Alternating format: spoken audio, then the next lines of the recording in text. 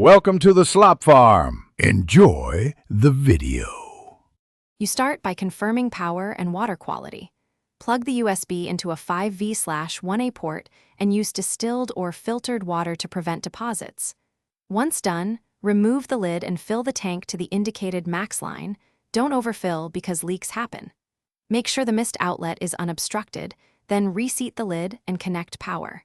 You'll notice an LED indicates operation. This confirms the fan and atomizer receive power and are ready to generate mist.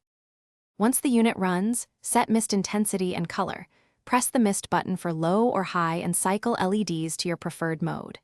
You do this because higher mist increases humidity faster but shortens runtime. Make sure to clean the atomizer weekly. Unplug, empty, and wipe with a 1 to 10 vinegar solution to dissolve minerals. After cleaning, rinse thoroughly and air dry.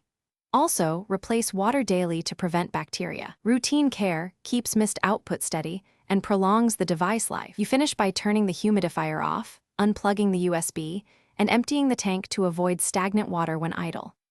If the unit fails to produce mist, first confirm the USB power source is active and the water level reaches the sensor.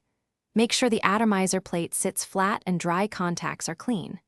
If you hear noise or LED flicker, unplug, reseat the cable, and remove mineral deposits. Doing these checks resolves most issues and keeps your humidifier reliable.